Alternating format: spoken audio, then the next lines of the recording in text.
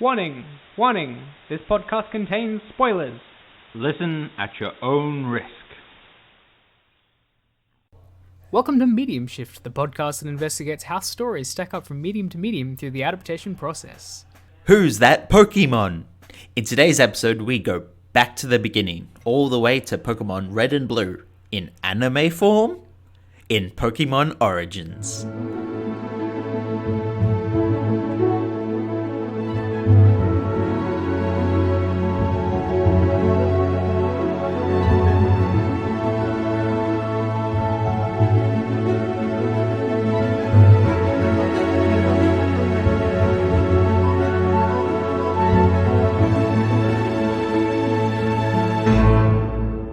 Welcome to Medium Shift. I'm Chris. And I'm Gym Trainer Ev. And this episode, we are continuing our series on the huge, massive, multimedia, whatever franchise, Pokemon. Talking about Pokemon Origins. Leader. I am a leader. Leader?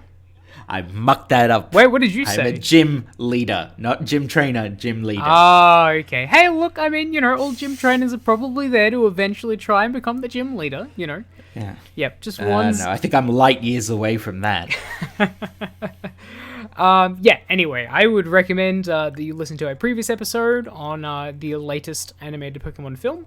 But for this one, we're going to be delving into the anime side of Pokemon with Pokemon Origins, which in many ways obviously fits in with a fairly significant lineage in the Pokemon series, but is a little bit different because it is based on the games.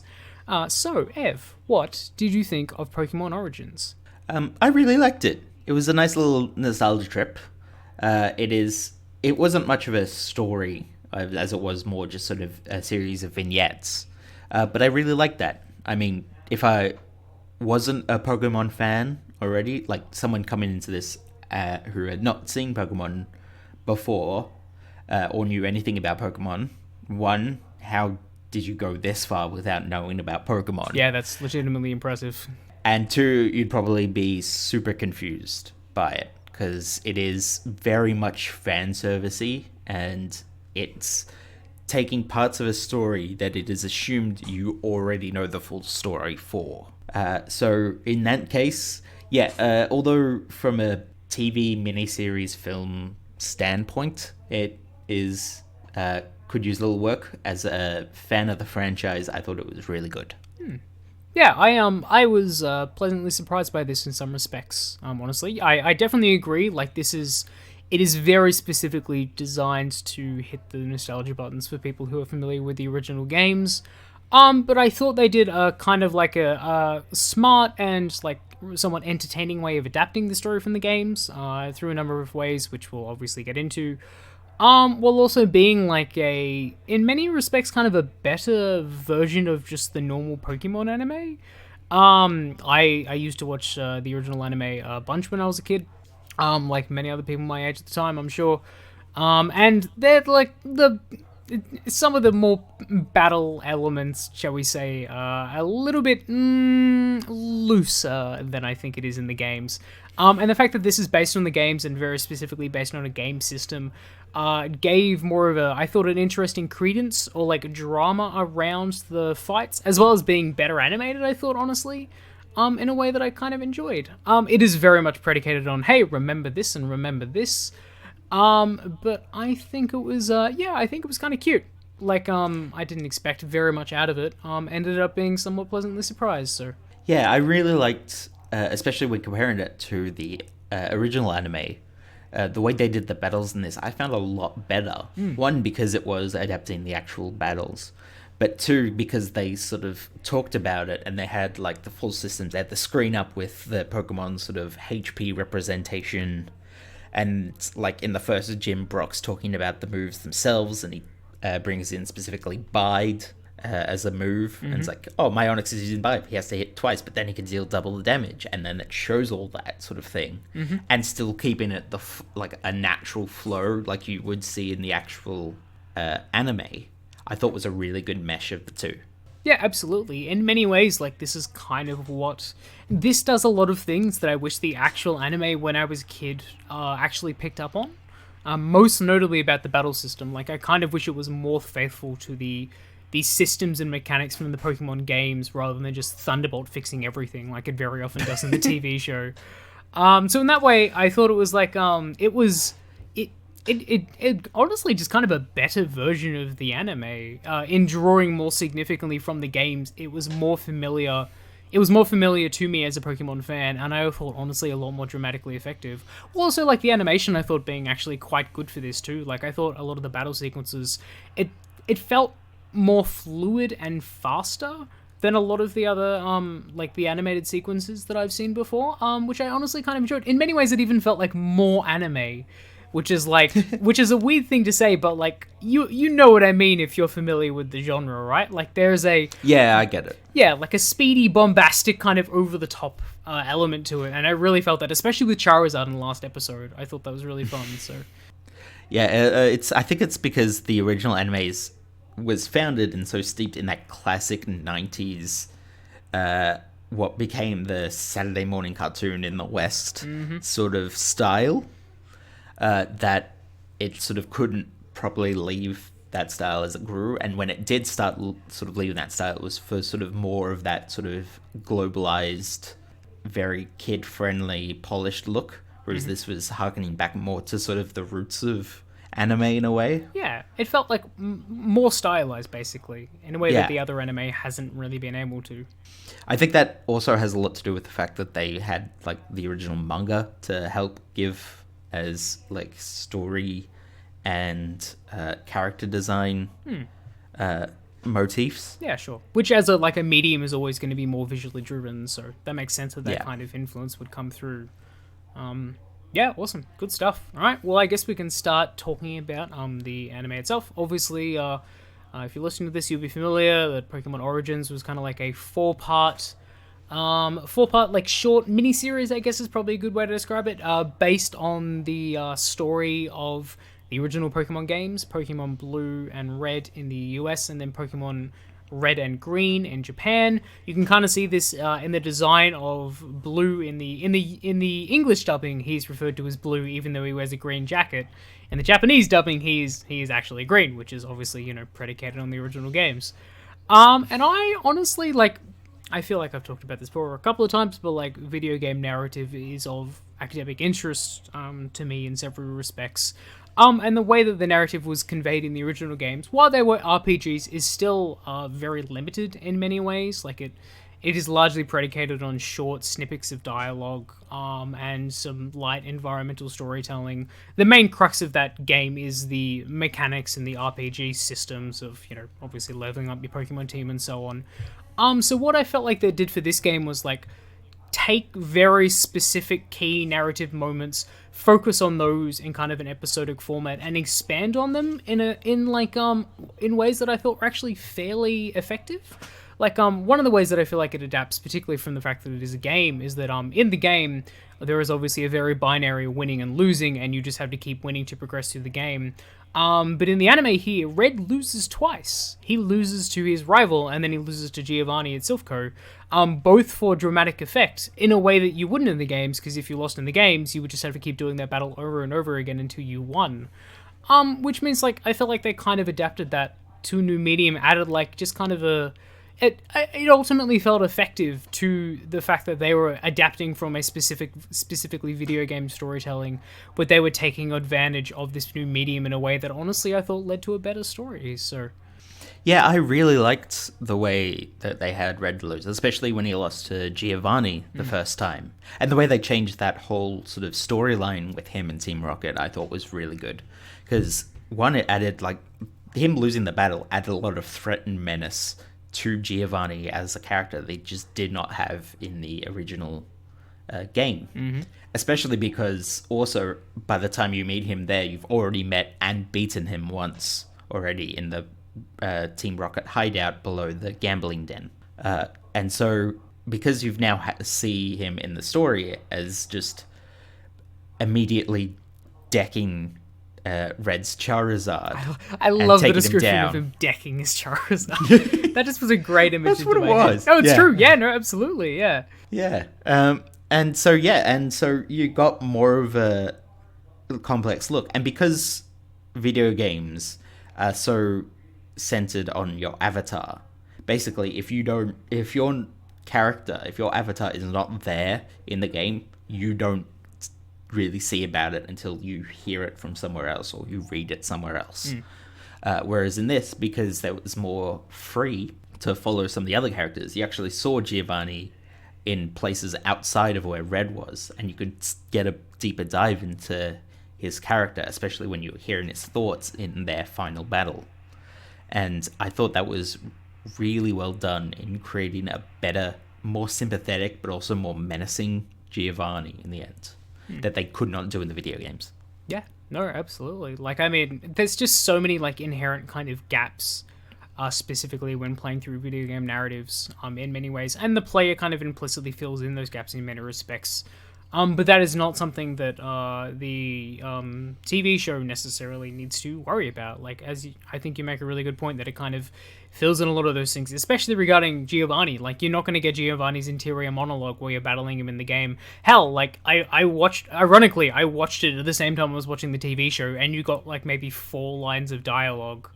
And there's no revelation. It was like, oh, look, I'm suddenly flashing back to my childhood, and I'm remembering my love for Pokemon battles again, and all that jazz. Like, it's and I thought it worked like fairly well. It's obviously still quite simplistic, but still, I thought at the very least quite entertaining and fairly effective at adapting what is ultimately a really simplistic story in the game. So, yeah, and it also did some really nice things in this adaptation, in the sense that now you could actually have Red as a character. He could talk. He was no longer the silent protagonist. Miracle, I know. Wow. I always assumed the games that just, I don't know, he just missed a development stage or something because he didn't have a father growing up, and he's just like, yeah, cool, I'm going to Pokemon train, I need to talk. I'll have my Pokemon talk for me.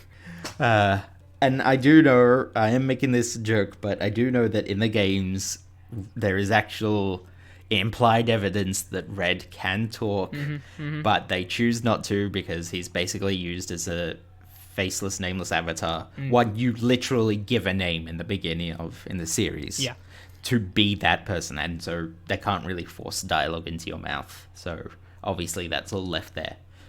But the fact that now you can actually have Red as a single character by himself, sort of to grow and develop in his own way, I thought was really nice. Yeah, once again, filling in all those gaps. I thought it was generally quite even if Red is much more of a dumbass than I ever was in the games. It's true. I mean, like, we talked about the fact that he loses a couple of times and I'm watching it, like, the first episode, when he loses to his rival, I'm like, wow, what a freaking moron. God, I would never do that. Imagine losing to your rival your first time they fight them. I didn't even know that was actually possible. It's just...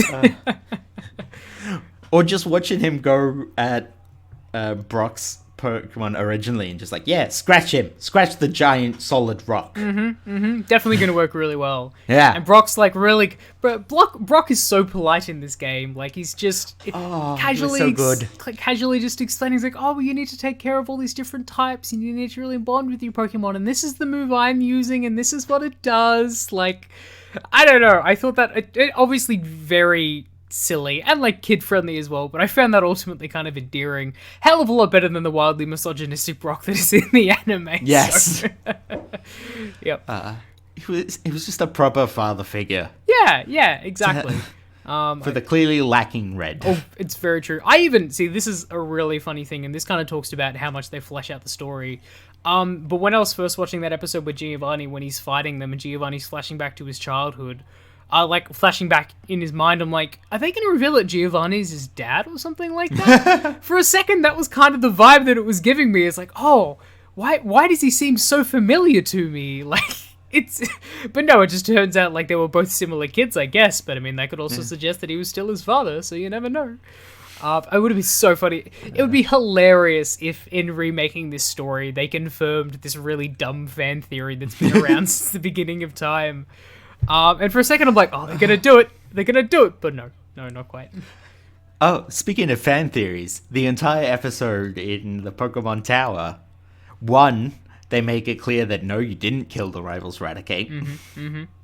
And 2, they play the music that apparently drove people insane. Because that was one of the great things I really liked about this, was they incorporated the original music into the score of this TV series. Yeah. And in a way that was done, like, it was very clear, but then, like, after a few moments of, like, yeah, this is the thing, they then added in more of a different sound, added in extra instruments and stuff. That I thought was done really well. It wasn't just doing, like, I mean, obviously the original themes were, like, super low res, like, well, not low res, but, like, low quality, like, 8-bit, like, tune tracks.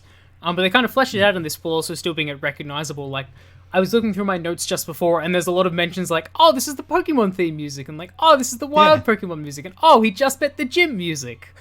All of that, like, once again, goes back to, like, this is obviously specifically designed for people who are familiar with the games, because all of that would go way over your head if you're not. But I thought the soundscape, actually, for it was kind of fun in that respect. It really was full of all those little extra details that you wouldn't get if you didn't play the games. Like, the first battle he's watching in the beginning is literally the opening sequence to the original game.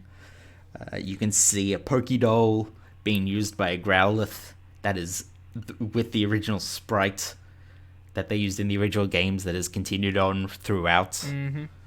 There's clearly a love for this franchise put into this. Yeah, absolutely. And it, like, varies from, like, the super niche stuff you're kind of talking about there to, like, they even recreate the opener with Professor Oak.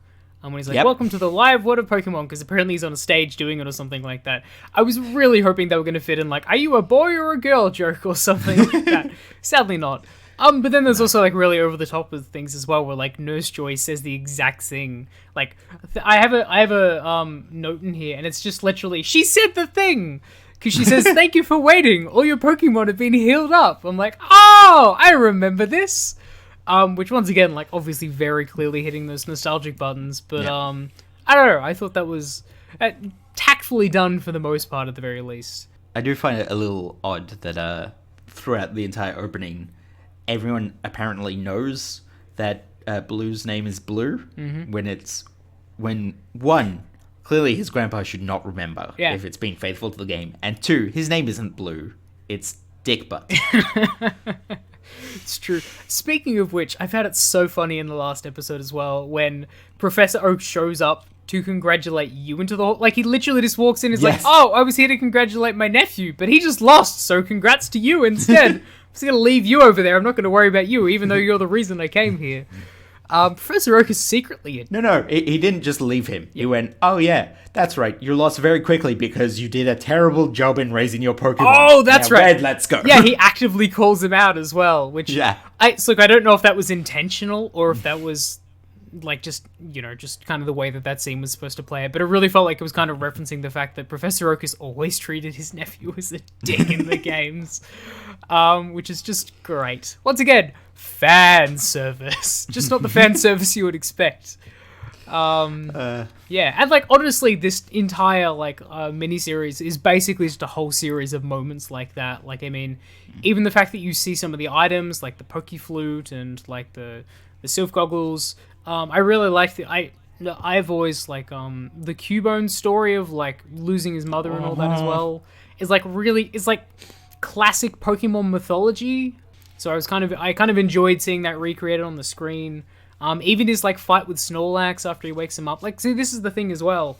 That obviously to beat the game would take, like, I don't know, 20 or 30 hours or something like that. So they're not going to cover every single major story beat in this.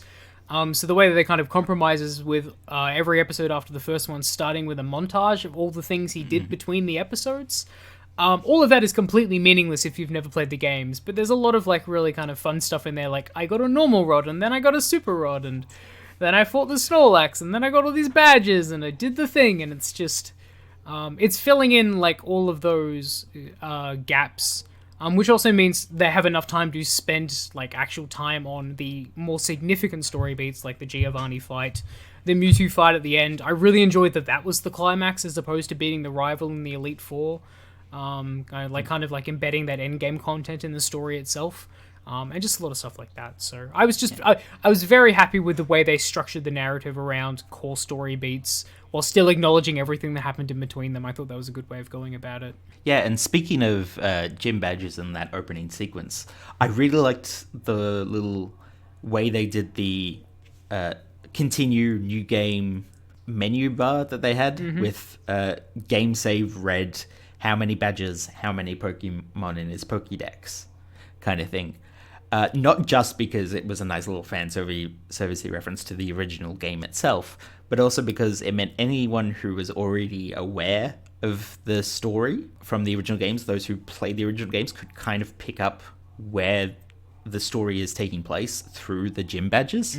Because the gym system in the entire game is basically a set of milestones that you go through. Yeah, the amount of badges basically indicate how far you've gotten through the game. So yes, they literally stop you from progressing until you've beaten the badge. Usually through things like the hidden machines and all that other, and just literal walls that they put up to stop you from progressing until you've beaten the gym. So if you could pick which gym he was sort of in between, you could pick where he was going from, basically. Yeah. Those save screens were like kind of pretty cute. I'm not gonna lie. Like, I also just really like the idea that they bookended them at the end of each episode, kind of as a way to like this is like your little play session for the day, and then you save and then you switch off the GBA and then you come back to it next time. It was like, I don't know, it was really cute. Once again, like, this is obviously very embedded in nostalgia, but I also think it is kind of a smart and like light and amusing way of like recreating the games, I think, in a different form. So yeah, you're a little early there with the gameplay and the GBA. It was in fact just the original Game Boy. Yeah, you know what I mean. I use GBA for abbreviation for like all Game Boy Advance, even if they're Game Boy Color or anything. Oh, is that one of your Nintendos? Oh yeah, exactly. Yeah, back in the day with my little Nintendo. Kids these days don't understand the difficulty of trying to play Game Boy just by the light of street signs as you go by. So, man, yeah, I do not miss lack of backlights. Do you remember the entire little full peripherals that they'd had for the original Game Boy and the Game Boy Advanced original? Oh yeah, that was where you have the magnifying thing, the lights, the little side handles. Yeah. It's man, that really takes me back. GB. I mean, I didn't have to worry about that. I had the SP, so I was set. You're doing fine. Yeah. No, so I think just kind of, obviously this whole series, as we've kind of noted many times, entirely predicated on if you play the games or not. If you don't play the games, like, these are just essentially like weird little Pokemon vignettes, like, which I think they work fairly well as is, but that wider connective tissue, as well as like all the little nods and things like that, you do need to be very clearly familiar with the games, specifically the first game as well. So, well, it was designed basically just almost as a sort of advertising tool for the X and Y series. Yeah. I mean, they even start at the very beginning, like the opening shot of the first episode is just like X and Y coming out soon, and they just scroll all the way back to the first game. Which is made even more prominently in the end, the end of episode 4, which is obviously the biggest deviation from the original game. Yeah, it was so faithful up until the last 15 minutes. Yeah. And then they're like, hey, let's reinvent history, because we can do that now. Yeah. We've expanded the franchise, let's stick it back in. Yeah, sure, why not? I mean, we kind of talked about this in the last episode as well, but like, Pokemon is always inherently about remixing an iteration with like kind of adding something new, and so many of the games, they've kind of just been very similar recreations of the previous games with like another mechanic or just more Pokemon added on top of it. And then in this instance, one of those mechanics was Mega Evolutions, which were introduced, I believe, in Pokemon X and Y. So yep. And they explicitly referenced the Kalos region as well. Oh, was Kalos named the dropped? anime. I missed that. Yes, it was. Okay. When talking about the evolution stones. Ah, right, and sure. Dr. Fuji, formerly Mr. Fuji. Or the other way around. One of the two. I don't know how they go with that. Yeah, I know what you mean either way. But so I mean, obviously, so the way the game ends in the original game is the actual ending is after you beat the Elite Four and then you beat your rival, which has become the Pokemon champion at the time. Then you become the Pokemon champion. That is the defunct end of the game per se. But obviously, one of the big things with most RPGs, not just Pokemon, is that there is a whole variety of end game content. The most prominent in this being that you can go to Cerulean Cave and then fight Mewtwo, which is probably I believe is the only Pokemon in the game that you find at base level 70. Like, even the legendary birds aren't at that level or anything like that, so it is supposed to be like the toughest fight or Pokemon to capture in the whole game, which they obviously represent in the anime itself. I'm still very impressed that he managed to get him in an Ultra Ball and just his second turn. Just his second attempt. That was very unrealistic, I personally thought. I had in my notes basically how the entire battle seemed really off purely because, one, in the original game, there's basically two ways about you go the final battle. Either you use your Master Ball there and knock it out in the first turn, or you just keep cheesing Ultra Balls at it until it finally gets in after buying about 100. Exactly, which is what I would typically do when I fought legendaries. God, they're so freaking hard to catch. So I mean, I thought in that respect, it was like I kind of enjoyed that was the final moment. Like, they kind of embedded the end game content in the narrative of the game. Because I mean, in many respects for the players, like, that is, once you capture Mewtwo, then you have completed the Pokédex essentially, which is, like, as they obviously point out in the first episode, the main reason, like the main goal of the game itself. Like, I mean, you know, even the tagline of Pokemon is "Got to catch them all," which means that the addition of Mega Evolutions, I thought, made sense dramatically, especially during that final fight, even if I did think it was weird that it felt kind of just like an advertising tool for Pokemon X and Y, so... Yeah. The thing that threw me about the whole Mega Evolution, while I like you, I really liked that it came in at the end. It was sort of brought in early on, and it was sort of this slow thing of, like, finding your full potential. Narratively and dramatically worked really well. But just the fact that it implies that Kalos is a region that exists, implies that there's already a lot more than 151 Pokemon. Just a little bit, yeah. Yep.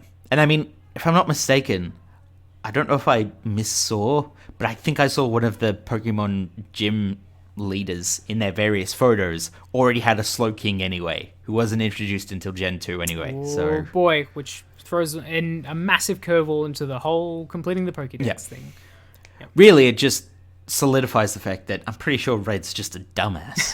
Well, look, let's be real, we knew that for certain. Who also Professor Oak, like, I mean, he's dedicated his entire life to solving the mysteries of Pokemon and trying to complete the Pokédex.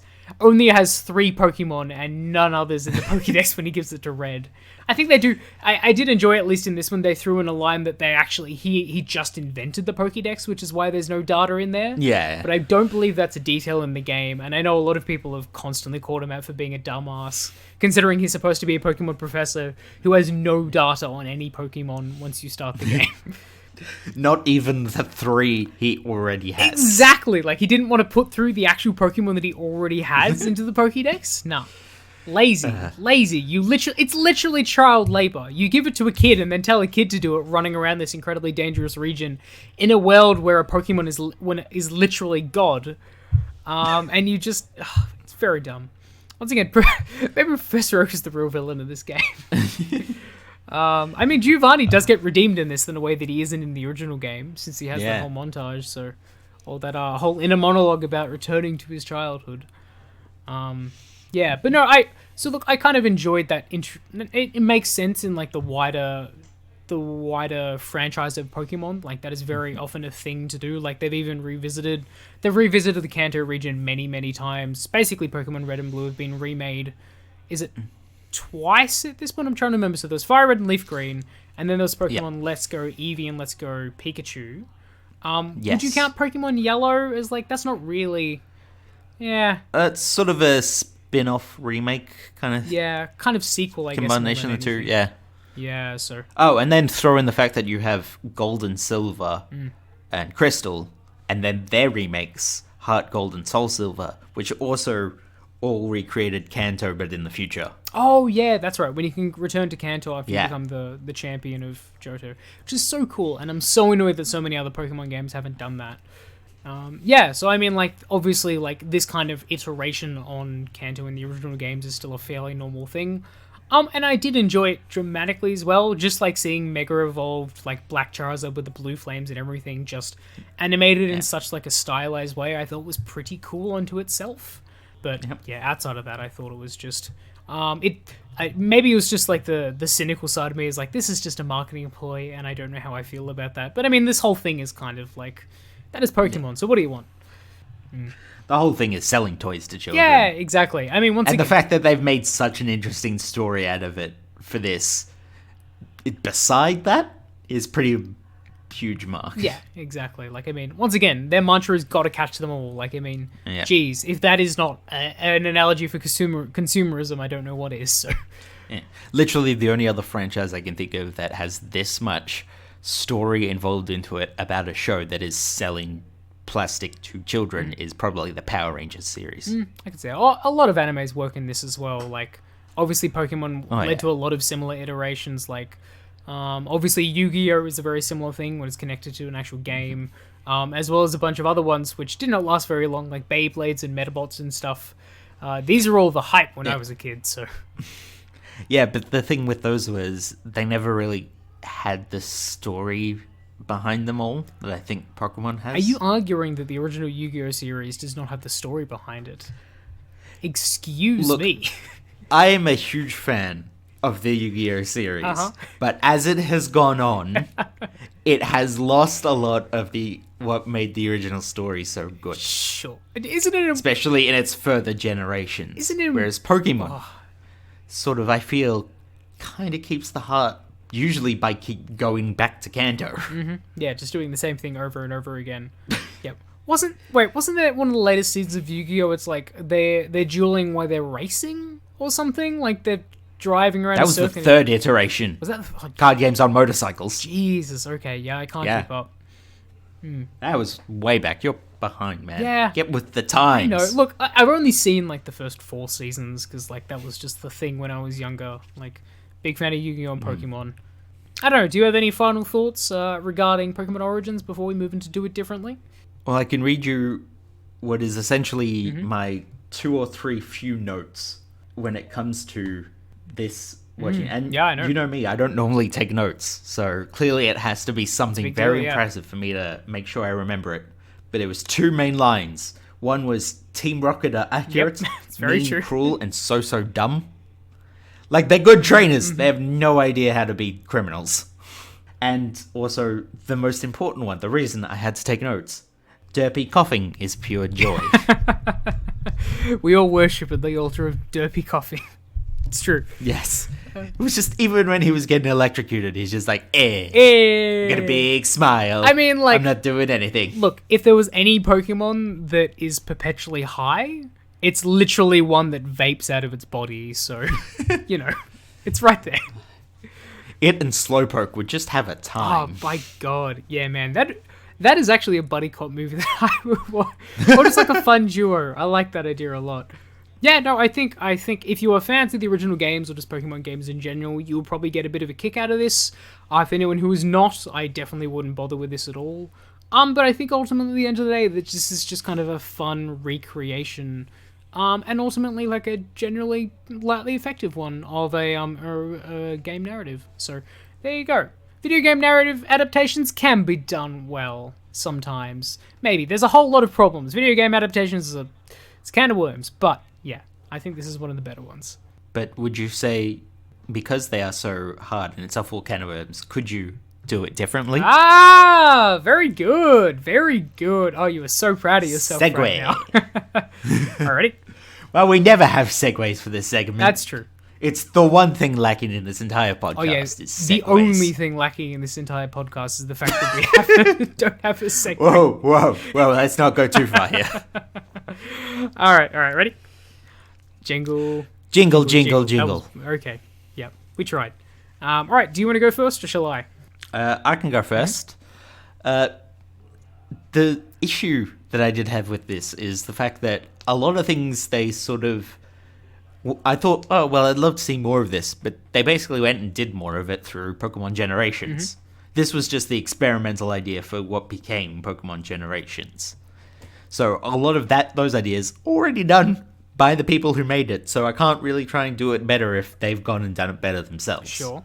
In a way. That being said, this is going to sound a little weird, but a big part of the Pokemon franchise when it comes to video games, more recently, is alternate timelines and parallel universes. Okay.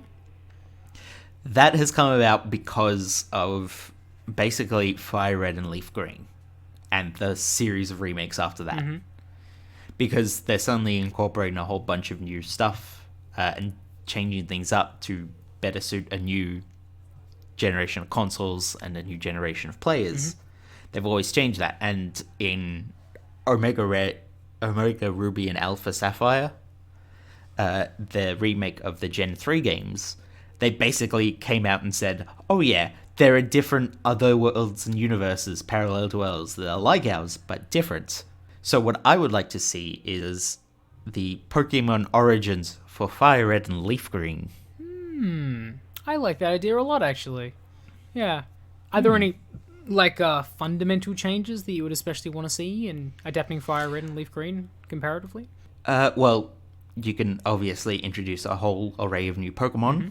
You can focus on some of the story beats that didn't matter. And because there is such a huge post-game in Fire Red and Leaf Green, because of all that new additional content, sure, it'd be really interesting looking at, hell, you can even set the entire series in just the various, I think they're called Seafoam Islands?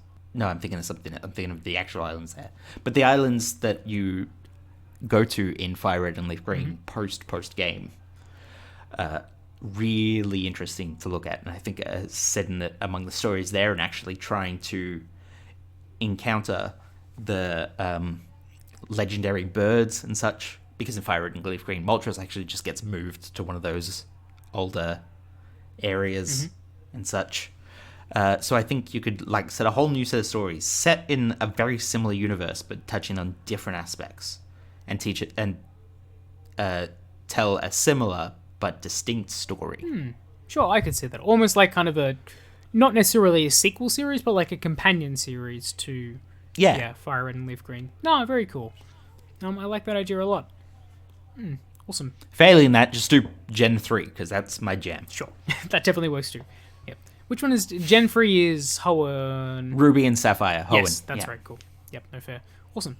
Yeah, great. Well, I kind of alluded to my do it differently a little bit earlier.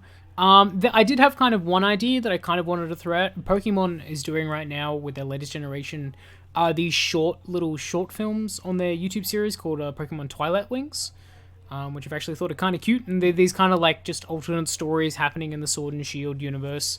None of them are especially special, but they've followed the different gym leaders doing various activities and stuff like that, which I've kind of enjoyed. So I would be curious to see kind of a lean into the vignette aspects of Pokemon Red and Pokemon Blue, and just do those mini episodes in that way. But my real do it differently, I would want to do Red and Blue from Giovanni's perspective, and lean into the fan theory earlier that he's actually Red's father. So basically have it at the beginning or something like that, where he leaves Red's mother alone and something to go out and do crime or something, and he rises through the ranks of Team Rocket and he gets up to the top, and he's following his whole nefarious scheme. Then he realizes that this twerp's running around trying to stop his operation, but he's actually his son. So basically just make it like the Luke Skywalker Darth Vader story, but in Pokemon, because that's essentially what it is. Okay. You can even have this whole scene where he says, I am your father, and just yada yada yada. But I just think it'd be a really funny kind of Elseworlds recreation of the Pokemon Red story from a different perspective, meaning that you can still have a lot of the similar beats and stuff, but just make it wacky and silly enough to be distinct. Honestly, I just thought that'd be kind of funny, and considering Giovanni in many respects is supposed to be the quintessential big bad of the series, the leader of Team Rocket, arguably the main antagonist in the original game, all that jazz, he's never really had a lot going for him as a character. Honestly, this was the most characterization I've ever seen for him. And I just thought something like this would actually add to that in a little bit of an interesting way. So, yeah, just make Pokemon The Empire Strikes Back, I guess, but from Darth Vader's perspective.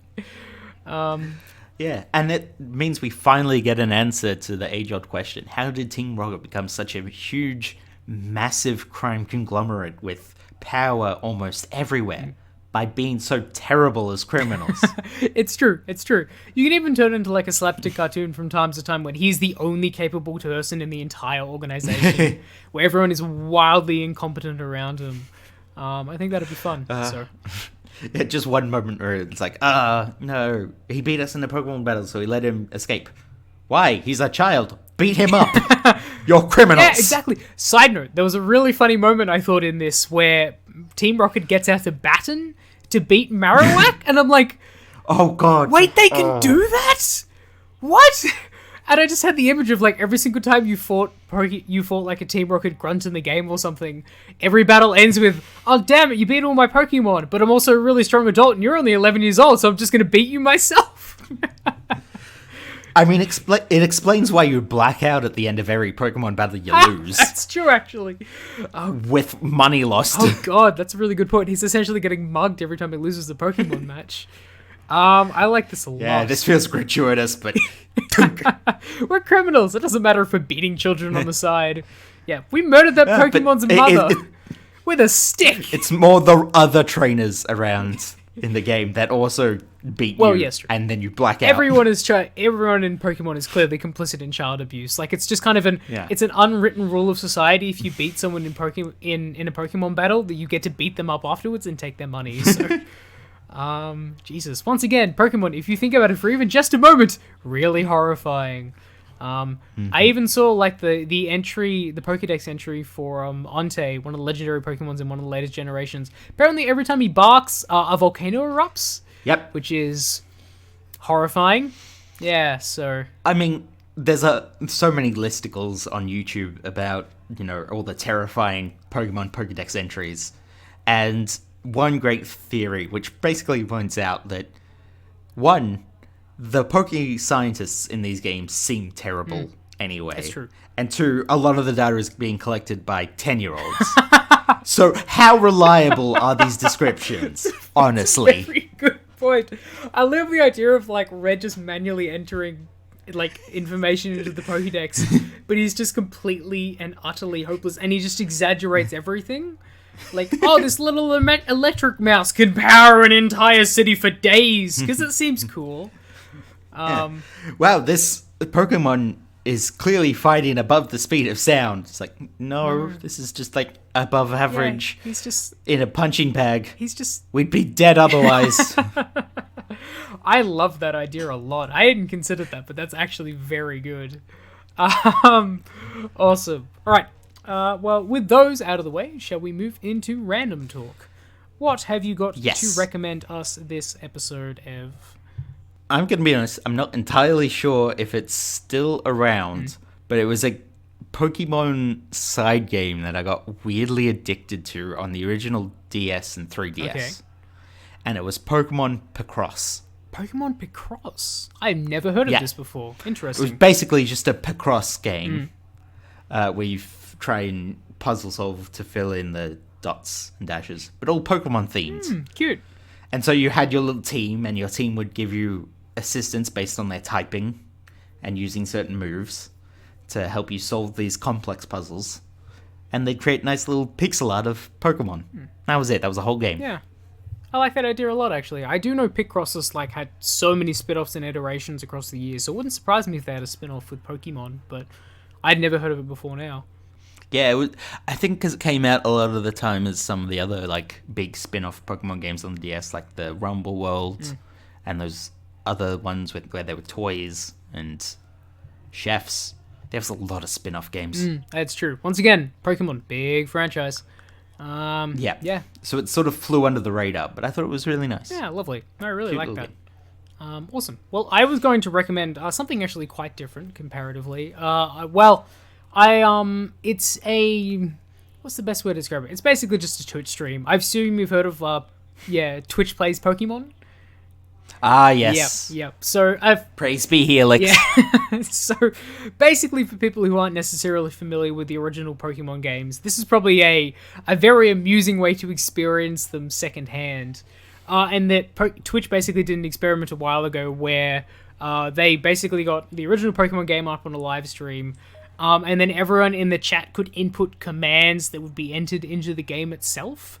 So it's kind of like imagine a massive crowd yelling out a bunch of orders to someone playing a game, and then that ending up well. Like, it is utterly ridiculous. There's a lot of just completely running all over the place. A lot of memes came out of it, as F has kind of noted. And it was a whole lore behind it. Yeah. They had all this talk. It was massive. Oh yeah, it was like one of my favorite images was a lineup of the final team, and it was just a god, a messiah, an angel, a king, a prince, and an all-terrain vehicle. Yeah, exactly. So if that sounds fun, imagine Pokemon but surreal, or like the playing of Pokemon that is surreal. And that's kind of what that is. And I really enjoy it. And they did a whole bunch of different like follow-ups. That they did the whole series, basically. Did they really? Okay. I only ever... Yeah, I think they just kept going. Yeah, sure. I mean, obviously the first one was the most popular, I would assume, but yeah. Oh, interesting. I didn't know that was a whole continuation of them, but still.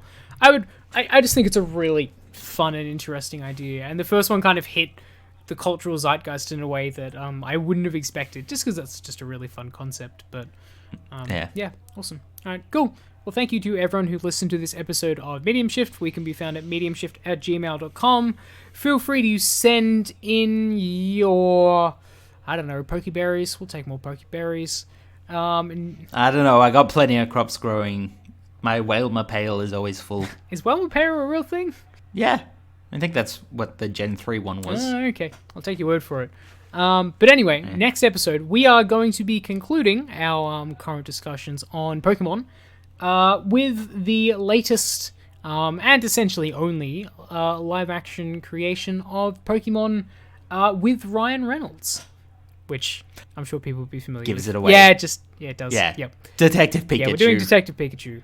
So this is going to be a very interesting one. Once again, based on the game, but also the wider Pokemon mythos as well. Looking forward to talking about that. So until next time, fare thee well.